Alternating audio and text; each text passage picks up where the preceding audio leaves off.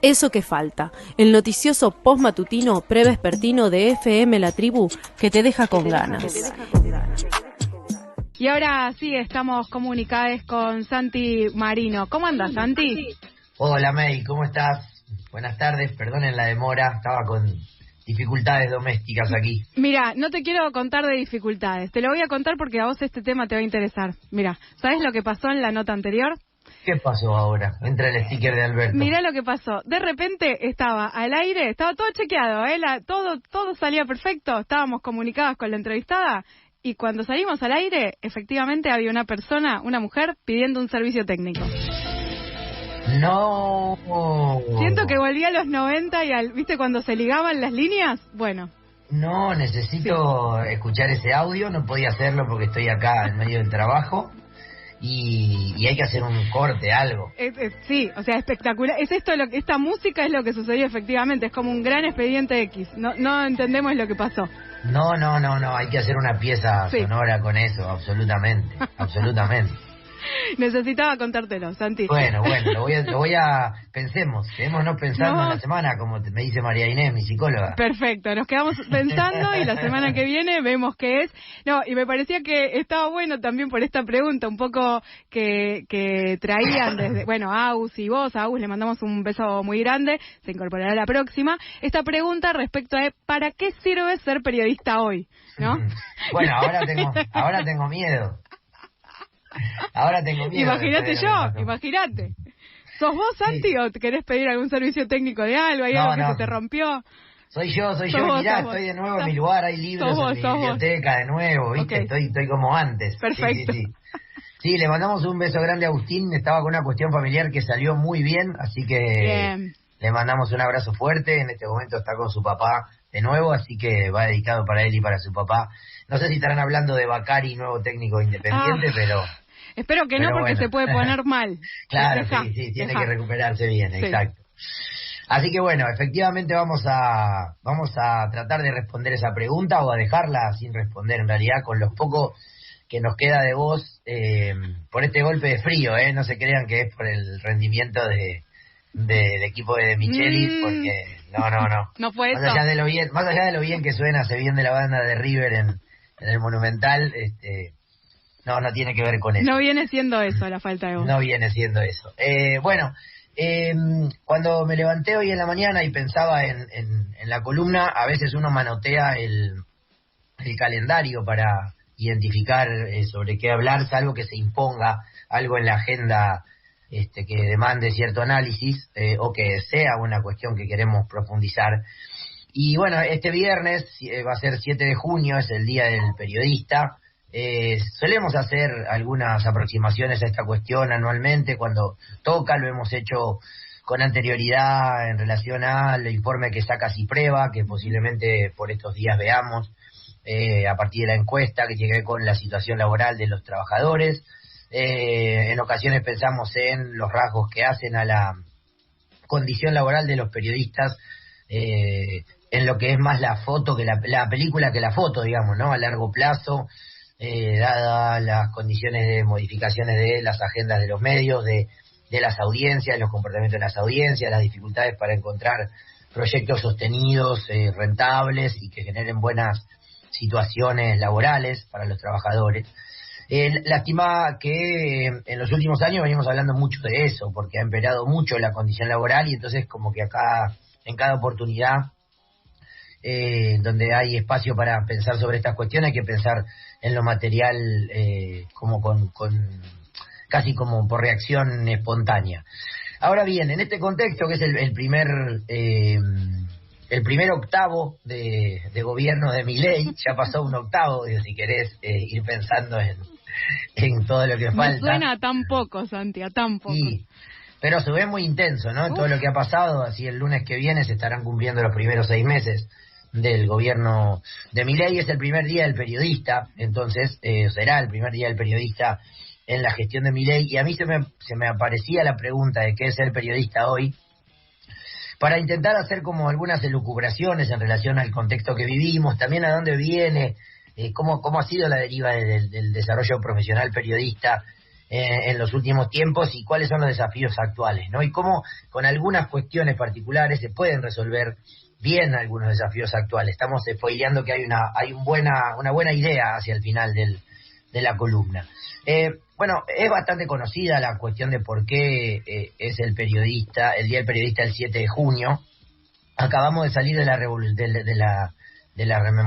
conmemoración de la Revolución de Mayo, y a mí siempre me resulta necesario retomar esta idea que unas semanas después de la Revolución de Mayo se creó el primer medio periodístico en el ex virreinato del Río de la Plata, en lo que empezaba a configurarse como la nación argentina. Y es importante marcarlo que es un medio vinculado directamente con el poder, porque más allá de, como hemos planteado muchas veces, reconfigurar la idea del periodismo militante, Mariano Moreno crea la Gaceta de Buenos Aires planteando esa perspectiva muy vinculada al proyecto político que llevaba adelante la revolución en la construcción de un discurso, y esto nos muestra dos o tres cuestiones. En primer lugar, la necesidad de gobernar con discursos, ¿no? De gestionar con discursos. Esto lo planteábamos la semana pasada. Más o menos profesionalizante, vinculado al desarrollo del periodismo o a lo que las tecnologías permiten ahora y la participación un poquito extendida hacia los satélites. Desde el principio aparece esta cuestión. La segunda cuestión es esta noción de la militancia, ¿no? Pero la tercera cuestión que me parece interesante marcar es la relación constante entre el periodismo y el poder. El periodismo está directamente vinculado con el poder, en el origen de lo que Becerra llama la prensa facciosa, más allá de la militancia.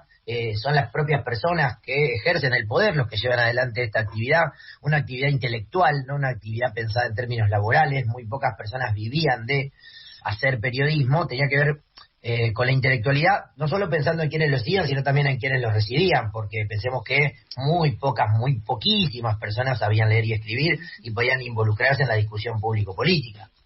Entonces, en esa línea hay una cuestión para marcar primero, que es esto de pensar al periodismo siempre vinculado con el poder, siempre en relación con el poder, en ocasiones ejercido desde arriba, es decir, el periodismo desde el poder, en ocasiones controlado o sesgado por el poder. Pero pensemos en alguna de las cosas que ya hemos dicho. Esos periodistas que atraviesan una situación muy particular de precarización laboral, seguramente ganan muy poco y sin embargo están todo el tiempo con personas que tienen muchísima capacidad en la toma de decisiones y que tienen situaciones económicas muy diferentes a la mayoría de ellos, salvo las grandes plumas, las grandes estrellas que se codean de tú a tú y que hacen otra cosa que periodismo, digamos, en la línea en lo que lo estamos configurando.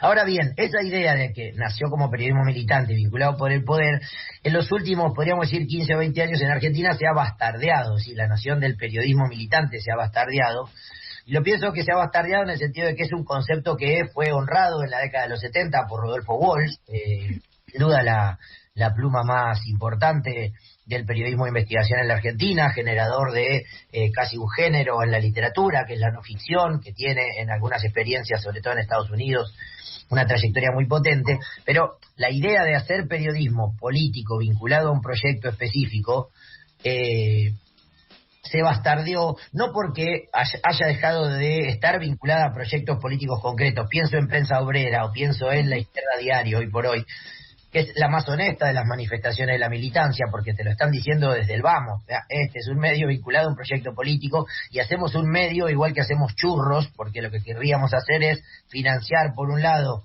nuestra actividad política y usar a la presión al desarrollo del periodismo también como una parte de la actividad política. Incluso en los últimos años, ¿no? El proyecto de La Izquierda Diario, que se ha expandido a lo largo de todo el país y en algunos países de América Latina, tienen que ver con eso. Pero más allá de eso, que dejamos de lado la prensa vinculada a la izquierda tradicional, a la izquierda trotskista, digamos, a los proyectos políticos, la idea del periodismo militante llevado adelante en los medios mainstream, porque la prensa militante de izquierdas no es mainstream, ha sido bastardeada. Por sí, todo y ha quedado como muy representada en un sector político, ¿no? También. Pero como una mancha, ¿no? Como una mancha, claro. Ya no es como aquello que se reivindicaba en la obra de Walsh, sino como una mancha. Y además ha sido bastardeada por todos los wines. Por un lado, porque el relato de el militante es el otro, ¿no? Siempre el militante es el otro. Sobre todo en el proceso que se abre desde 2008 en adelante, en torno a la resolución 125, a la deriva de la ley audiovisual y a los medios que se alumbraron sosteniendo el proyecto kirchnerista. Y no me refiero a los medios de Spolsky, digamos, ¿no? Que eran medios engordados por la pauta oficial y que nada tenían que ver con periodismo militante, más allá de la ideología que profesaran quienes trabajaban en esos medios, que podían estar más o menos vinculados al gobierno de Cristina Kirchner o de Néstor Kirchner al principio. Porque digo, también en el diario Crítica de la Argentina, que fue la última fundación de Jorge Lanata, financiado por el capital internacional, por Mata, el empresario español vinculado a la industria de la aeronavegación, había periodistas militantes muy de izquierda, diría Mirta Legrand, y no tenían que ver con el proyecto que llevaba adelante ese medio en particular. Pero digo, fue bastardeado por todos los Wine, porque también se reapropió una idea de poner en discusión a los medios hegemónicos desde el propio Estado, con la experiencia 678 y todo lo que llevó adelante el proyecto de Diego Vitz y la comunicación kirchnerista ya bien entrada a la segunda década del siglo XXI. No se puede hacer periodismo contrahegemónico desde el Estado, es una falacia, digamos, es como un oxímoron, besito grande, digamos, ¿no? Contrahegemónico desde el Estado, tenés un problema de identidad o entendiste mal a Gramsci o me estás vendiendo, te estás consumiendo la que me querés vender, digamos, ¿no? Hay un problema allí. En algunos momentos, para discutir el vínculo entre el periodismo, insisto, trato de no pegar todo el tiempo al periodismo con los medios, porque finalmente lo que nos motivó a discutir hoy, a hablar hoy es el periodismo. Sí. En algún momento, desde la crítica al vínculo del periodismo con el poder, se habló de prensa canalla, ¿no? Era un concepto que a mí me resulta siempre muy atractivo, muy atinado y muy interesante. De hecho, en algunos años en Fuerte al Medio hablábamos de periodismo choto, o sea, fue una categoría que intentamos imponer, fracasamos, con algunas otras no, pero no estaba tan, digamos, no tenía una perspectiva académica, si vos querés, pero no. Pero era muy claro que era.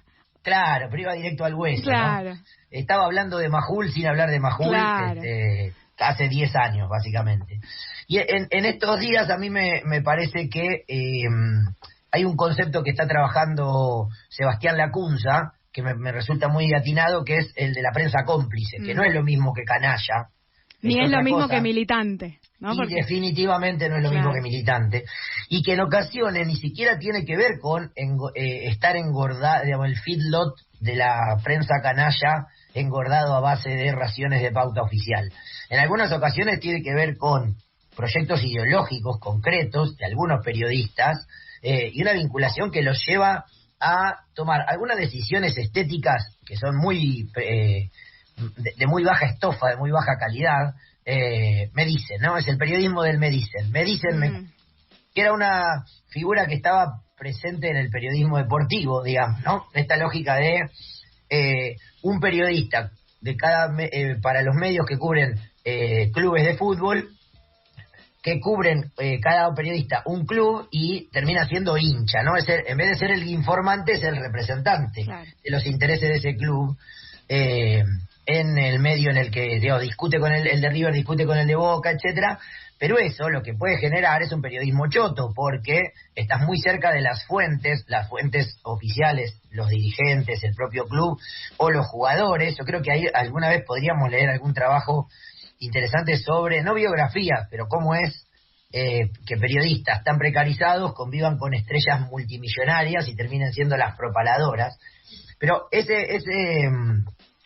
eso no es periodismo cómplice. El periodismo cómplice es el que acompaña proyectos políticos. Bueno, podríamos decir que los proyectos políticos de los clubes que en algún momento traspasan hacia la política general también los podría convertir en cómplices. A mí me parece que este rasgo que viene trabajando Sebastián Lacunza en sus columnas del diario AR dominicales es atinado para este momento, porque en este momento específico, en estos primeros 6 meses de gobierno de Milei, en este primer octavo de gobierno de Milei, están pasando muchas cosas, es un momento muy muy dinámico en términos políticos, pero si uno tuviera que identificar una serie de líneas tensoras y de estructuras, hay un conjunto de decisiones que toma el gobierno mientras gobierna, cierres de empresas públicas, despidos, las decisiones macroeconómicas, etcétera, ¿no? Todo lo que tiene que ver con la agenda gubernamental.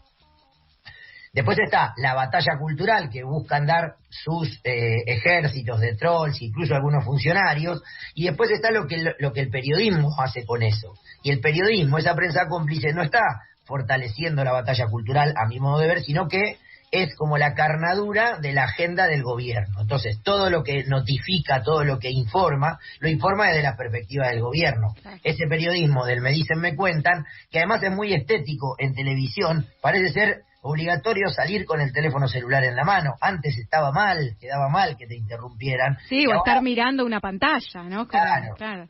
Exactamente. Entonces, fíjate, no sé, un trabajo de la semiótica que elaboraba la relación del eje ojo-ojo, es decir, dónde mira el periodista y que cuando mira a la cámara te está mirando a vos, como decía aquella vieja canción de Sabina. Bueno, ahora tiene como una especie de flipper, ¿no? La vista va de la pantalla del teléfono a la pantalla del televisor señora, al resto de los periodistas que están en el plató, digamos, en la escena. Todos están con una pantalla y a todos les dicen algo de último momento, y a veces son las 12 de la noche, Juan Carlos, nadie... Dale, ya están todos durmiendo, claro. Exactamente, pero bueno, en ese contexto, en donde podríamos pensar en no un emergente, pero sí un destacado de este momento, que sería la prensa cómplice, asoma la pregunta de qué es el periodista hoy y para qué es el periodista hoy. Y yo diría que la relevancia del trabajo periodístico está en hacer bien lo que se debe hacer, en no tanto en opinar o en atizar los enfrentamientos, sino que en un contexto de precarización, de límites materiales, de falta de trabajo, de cierres y desguaces. Hemos hablado aquí, por ejemplo, de lo que ha hecho este gobierno en sus primeros meses con los medios públicos, y eso afecta directamente al periodismo, porque era una fuente de laburos más o menos estables, más o menos seguros y en condiciones más o menos buenas. Por supuesto que habría contratados y monotributistas, pero quiero decir, es más que el Estado como empleador hoy no había tantas cuestiones interesantes para buscar un conchavo, digamos. Pero, digo, todo eso que hoy se está desguazando manifiesta muy poca solidaridad por parte de los periodistas de los medios privados comerciales, porque es como la mancha venenosa, ¿no? Como el militante es el otro. Si yo salgo a defender a los trabajadores de los medios públicos, quedo tan manchado como ese periodista militante, y entonces la cuestión se vuelve un poco compleja. Pero si nos intentamos preguntar qué es el periodista y proponemos esta idea de que la relevancia del trabajo periodístico está en hacer bien lo que se debe hacer, que es opinar menos, no atizar tanto los enfrentamientos y tratar de instalar elementos en el debate público, temas que se desconocen, perspectivas que ayuden a salir de la trampa, de la polarización, de la enjundia, de la emotividad. Ese es otro rasgo muy claro de este momento. Es un momento de la política en general, no solo en Argentina, sino en otros lugares del mundo, ¿no? El comportamiento de las personas en los lineamientos políticos motivada por la emotividad más que por el argumento, el raciocinio, etcétera. Me parece que debería ser el periodismo aquel que se encargue de aportar elementos, aportar argumentos y aportar perspectivas para pensar en otros recorridos posibles, para pensar de un modo diferente algunos temas, y no para que la audiencia haga lo que nosotros ya sabemos que hace la audiencia, que es ir a confirmar en los medios aquello que piensa, digamos, ¿no? Y todo funciona en una cámara de eco. Entonces, ¿cómo podríamos encontrar un ejemplo en particular que nos permita dar cuenta para no encontrar siempre cuestiones negativas y aspectos ruines de la profesión del periodista, de cómo se travisten las relaciones, de las fronteras tan perennes, y de cuánto sufre la condición laboral? Yo creo que en la crisis política que vive el gobierno, en este minuto, que creo que hace unos días, no me acuerdo si fue en la última o en la anterior columna con Agustín, discutíamos acerca de si atravesaba o no una crisis política. Ya no hay dudas, ¿no?, de que atraviesa una crisis política. Por allí se leía ayer a Mario Riorda en sus redes, un especialista en comunicación política, que planteaba, bueno, a ver, ¿cuándo hay crisis política? Cuando están este elemento y este otro, 5 o 6. Parecía que estaba describiendo la actual situación, no planteando teóricamente sobreexposición de la figura presidencial, multiplicación de voceros, etcétera. el gobierno intentando hacer mirar para otro lado, pero todo el mundo mirando ahí. Ayer pensaba, cuando salen todos los funcionarios del gabinete a decir, la ministra Petovelo es alta, rubia y tiene un zapato rojo, digamos, es linda y de ojos celestes, como dice el canon de belleza en el dicho, lo que está diciendo es, uy, acá hay un problema. Sí, te está volviendo al foco, ¿no? O sea, como una estrategia bastante errada.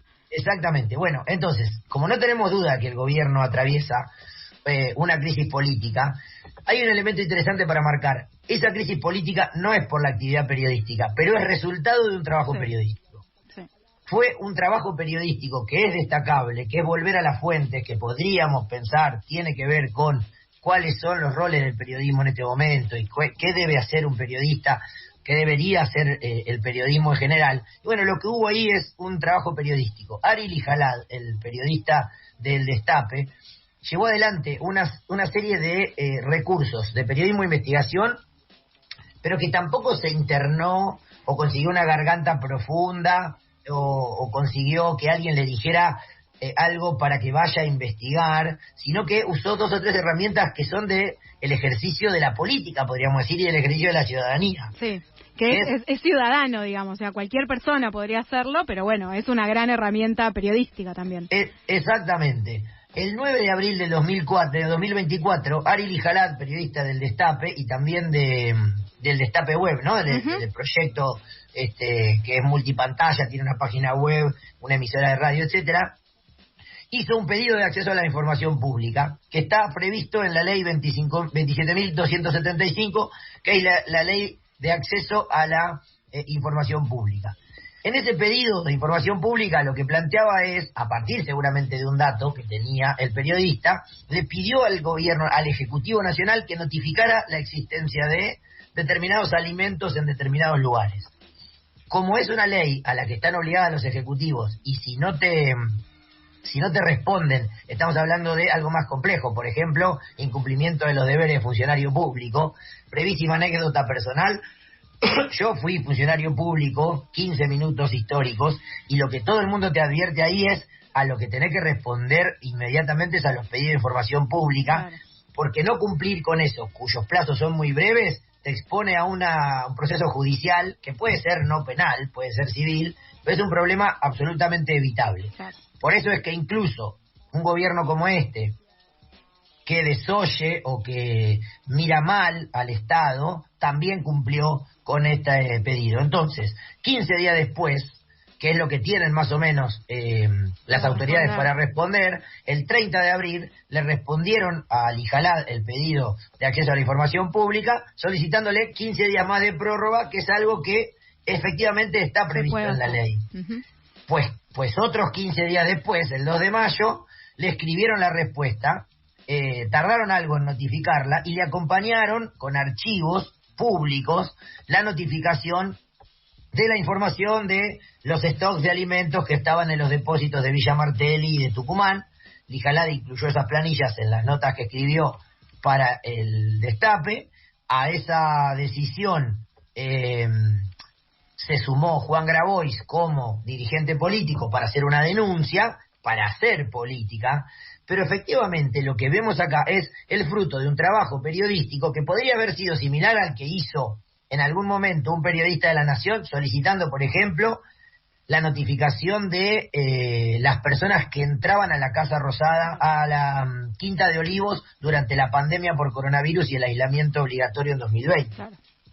Entonces, en esa línea, sin creer que nuestro querido compañero Ari Lijalad, digo porque lo quiero en términos personales, no estoy haciendo una valoración individual, digo, no creo que merezca el Pulitzer, ni creo que haya que discutir si este lío político en el que se metió solito el gobierno, que es un lío político, no es un lío de otra índole, haya sido fruto de los medios. El problema de la situación en la que hoy atraviesa el gobierno, que terminó en dejar de lado, en echar a el viceministro en funciones, no existía ese cargo, ¿no? Pero al segundo del Ministerio de Capital Humano, que le atrae una crisis interna además, que pone en duda... renuncian más de 10 funcionarios también, ¿no? De una de las secretarías. Exactamente, que ponen en duda que digamos, del otro lado del gobierno podrán empezarse a preguntar si esa es una bala que entró, si ese es un problema que horadará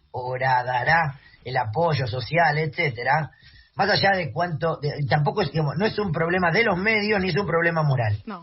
Esto es fruto del trabajo periodístico. Ahora, el dilema es que tengamos que buscar tanto, que no haya tantas de este tipo de situaciones y que haya que buscar o que se destaque tanto una actividad muy concreta que ni siquiera es valiente en el sentido de ir contra los molinos de viento, o sea, no la hace nadie y por eso se destaca, y no es chequear la veracidad de la información opinada por Adorni una mañana. No. El periodismo de datos es un tipo de periodismo y podríamos destacarlo también, sino es usar herramientas que tiene la ciudadanía para acceder a la información y poner esa información a circular. Luego de que eso se transforme en un quilombo político, se encarga la propia política, los que juegan a la política, pero he ahí el fruto de un trabajo periodístico que, insisto, podría haber sido de Uva y con Adamón, como lo ha hecho en relación a los cables de Wikileaks o los consorcios periodísticos que han encontrado estos mecanismos. Aquí no estamos fruto de un consorcio o de un apoyo supranacional, de una organización colectiva, que es una forma de hacer periodismo de investigación. ¿Qué es esto? Una herramienta institucional, una herramienta ciudadana. La puedes usar y generás un impacto muy potente como resultado del trabajo periodístico, de un trabajo periodístico que muestra que todavía se puede hacer periodismo bueno, con impacto político, porque nadie es miope acá y no cree que el Destape tiene una línea editorial muy contraria al gobierno y que lo que espera es, en parte, dar esa imagen, pero he ahí un buen trabajo, podríamos decir, debe ser un trabajo de una maestría en periodismo, es un trabajo final de una maestría en periodismo, que responde a ese canon que planteamos de el periodismo debe hacer bien lo que debe hacer, reducir la necesidad de atizar los enfrentamientos y fortalecer el modo en que la ciudadanía está actuando en base a sus emociones hoy, ofrecer argumentos, información y noticias para que sea evaluada por sus audiencias. Sí, y ahí me parece clave esto que decís, Santi, que también lo vienen remarcando en Fuerte al Medio hace muchos años, que tiene que ver con el vínculo con las fuentes, ¿no? Porque es cierto que el pedido de información pública, de acceso a la información pública, es una manera también de vincularte con fuentes directas en este caso, pero además es cierto que también para ciertos sectores es muy difícil acceder a información, hasta incluso oficial, ¿no? Entonces ahí hay herramientas que ya están, que existen y que está bueno conocerlas y hacer uso de ellas de manera periodística. Sí, totalmente. A ver, podría ser un trabajo de quinto año de la secundaria, que una persona aprenda a pedir información pública. No es sencillo hacer un pedido de acceso a la información pública, como no es sencillo hacer un cheque, y eso también te enseñan en la escuela. Pero me parece que eso ubica al periodismo en un buen lugar de intermediario, digamos, ¿no?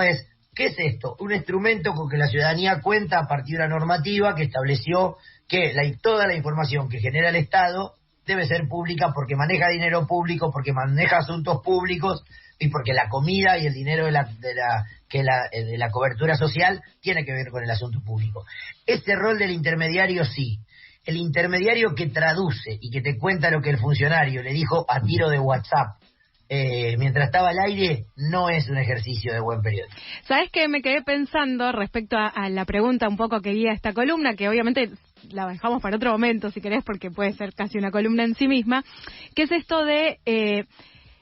Con tanta oferta, obviamente, en este momento de streamings, que ya no decimos nuevos medios para nada, sino streamings, que en muchos casos empiezan a ocupar roles periodísticos, ¿no? En términos también de tipos de entrevistas, de personas que llevan como invitados y que sus palabras son relevantes también en este momento, pero que rápidamente dicen, yo no soy periodista, ¿no? Entonces aparece eso también, como digo, como parte por un lado de aquellas personas que empiezan a tomar roles en términos de comunicación, que ocupan lugares que históricamente han ocupado periodistas, y por otro lado en términos de audiencia, de decir, ¿esto que está haciendo es periodismo o estamos ante un momento de entretenimiento y entonces viene X personaje de la política y lo entrevistamos para charlar sobre qué hace el fin de semana?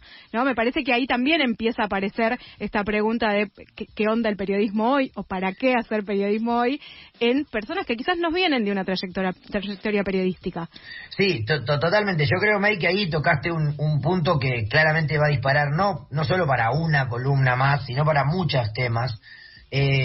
Directamente vinculado a lo que tratamos de plantear hoy, aparece la idea de la responsabilidad social. Sí. O sea, el periodismo no es una profesión liberal que demande tener un título para ejercerla, porque eso implica la tutela del derecho humano a la información. Si vos exigís que cualquiera que haga periodismo tiene que tener estudio, puede cercenar el derecho humano a la información. No es lo mismo ser periodista que ser médico para operar o para poner una anestesia.